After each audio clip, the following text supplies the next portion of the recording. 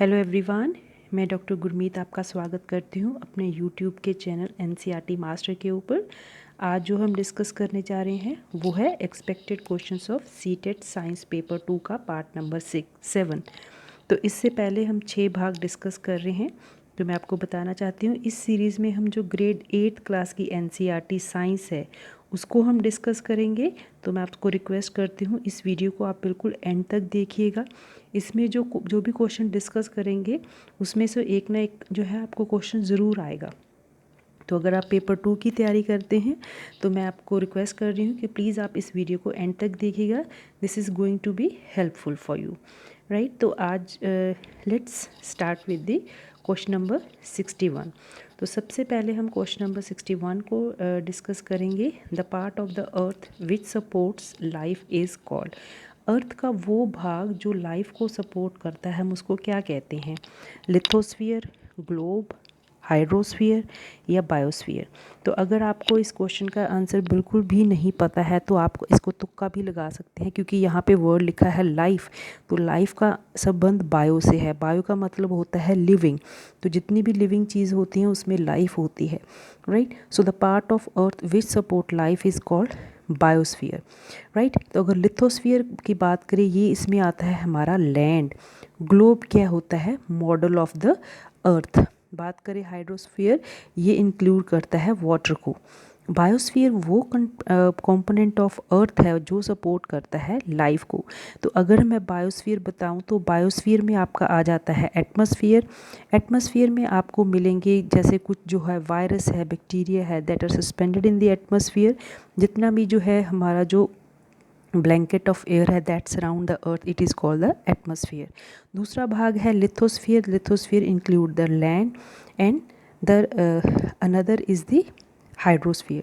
Hydrosphere that includes the water and all, right. For question number 61, choice number 2 is the correct answer. Now let's move on to question number 62. The deforestation increases the level of one of the following in the atmosphere. सबसे पहले deforestation का मतलब पता होना चाहिए। deforestation का मतलब है cutting of the tree। अगर यहाँ पे afforestation होता, afforestation is the opposite of the deforestation। Afforestation means plants का उगाना, डिफॉरेस्टेशन मीन्स कटिंग करना प्लांट की। अगर प्लांट की कटिंग हम स्टार्ट कर दें that increases the level of one of the following in the atmosphere. Plants की कटिंग अगर स्टार्ट हो जाए बहुत ज़्यादा लेवल पे तो इसमें से कौन सा जो है लेवल इसका लेवल जो है एटमॉस्फेयर में बढ़ जाएगा। आपके पास ऑप्शंस हैं ozone, carbon dioxide, oxygen and water vapour. अगर आप सबको याद हो तो जो है प्लांट होते हैं वो कंज्यूम करते हैं carbon dioxide for the process of photosynthesis. तो जैसे प्लांट की जो है नंबर कम हो जाएगा तो कार्बन डाइऑक्साइड की कंजम्पशन कम हो जाएगी, और जो फॉसल फ्यूल जो बर्न हो रहे हैं उसका जो है कॉन्टीन्यूसली वो कार्बन डाइऑक्साइड ऐड कर रहे हैं एटमॉस्फेयर में, लेकिन ये कार्बन डाइऑक्साइड यूज़ अप नहीं होगी क्योंकि जो है प्लांट्स का नंबर जो है वो कम हो रहा है। तो इसलिए जो है कार्बन डाइऑक्साइड जो है फोटोसिंथेसिस में चाहिए। जब प्लांट्स ही कम है तो फोटोसिंथेसिस भी कम होगी, फोटोसिंथेसिस कम होगी तो कार्बन डाइऑक्साइड की कंजम्पशन भी कम होगी। तो इस तरीके से जो है कार्बन डाइऑक्साइड का लेवल जो है बढ़ जाएगा एटमॉस्फेयर में। क्वेश्चन नंबर 62 का choice number 2 is the correct answer, that is the carbon dioxide. Now let's move on to question number 63. Which of the following is not a part of Pachmarhi biosphere reserve. तो अगर हम Pachmarhi biosphere reserve की बात करें तो ये आपको मिलेगी मध्य प्रदेश में। तो ये जो पचमढ़ी रिजर्व है इसका जो है डायग्राम आपको एनसीईआरटी में मिल जाएगा।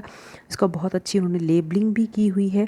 तो मैं आपको ये बताना चाहती हूँ कि जो पचमढ़ी रिजर्व है उसमें जो है आपके पास 2 वाइल्ड लाइफ सेंचुरीज़ हैं। कौन सी? बोरी एंड पचमढ़ी। ये दोनों सेंचुरीज़ हैं किसमें? पचमढ़ी बायोस्फीयर रिजर्व में। और पचमढ़ी बायोस्फीयर रिजर्व कहाँ पे है? मध्य प्रदेश में। तो वो कह रहा है कि विच of the following is not a part of Pachmarhi biosphere.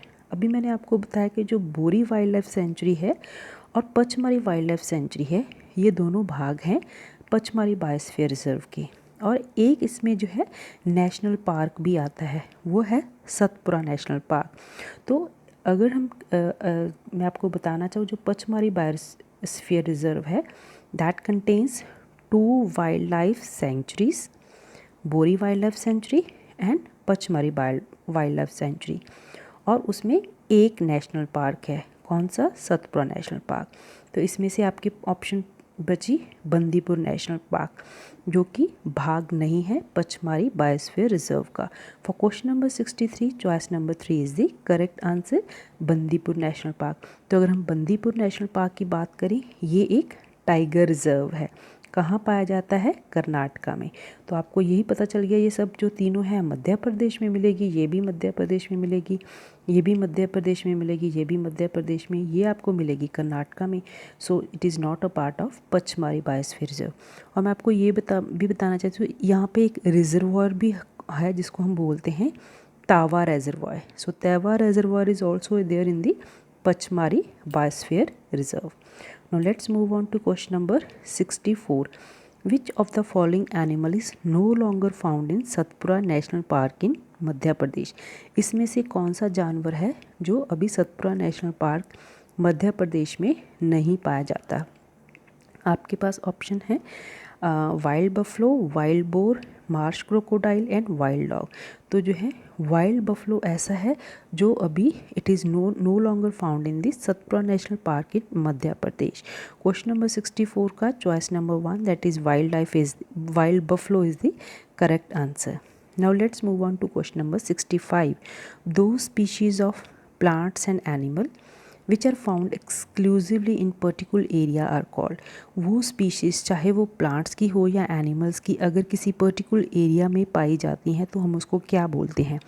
Epidemic, pelagic, pandemic या एंडेमिक। तो ऐसी वो स्पीशीज़ जो एक पर्टिकुलर जगह में पाई जाती हैं हम उनको बोलते हैं एंडेमिक स्पीशीज़। पैंडेमिक स्पीशीज़ होती हैं इंटरनेशनल लेवल पे। एक जो स्पीशीज़ इंडिया में भी है, वो चाइना में भी है, वो पाकिस्तान में भी है, मतलब सब ऑलमोस्ट सब कंट्रीज़ में है। That is called pandemic, internationally हो। एंडेमिक सिर्फ एक ही जगह के ऊपर। बात करें एपिडेमिक जैसे कि जिसको हम बोलते हैं कि एकदम जो होती है महामारी आ जाती है किसी एक पर्टिकुलर एरिया में, right. So found exclusively in particular area they are called endemic species. Question number 65 का choice number 4 is the correct answer. Let's move on to question number 66. Sanjay Gandhi Wildlife Sanctuary is located in, you have the option Rajasthan, Manipur, Madhya Pradesh and Maharashtra. जो Sanjay Gandhi wild life sanctuary है that is located in the Maharashtra. Question number 66 sir choice number 4 is the correct answer. Now let's move on to question number 67. Snakes are killed in large number because, जो है snacks है उनको बहुत ज़्यादा number में मारा जाता है, उसका क्या रीज़न है? They are very poisonous, they kill rat, their skin is expensive, they damage, यहाँ पे दे होगा, दे डैमेज द क्रॉप। उनको ये है जो स्नेक है, क्रोकोडाइल है, उनकी स्किन जो होती है बहुत एक्सपेंसिव होती है, इसलिए उनको मारा जाता है। क्वेश्चन नंबर 67 का आंसर है choice number 3 that is there skin is expensive. अब हम बात करते हैं क्वेश्चन नंबर 68 की। विच of the following animal is not listed in the red data book of India? सबसे पहले आपको red data book of India पता होना चाहिए।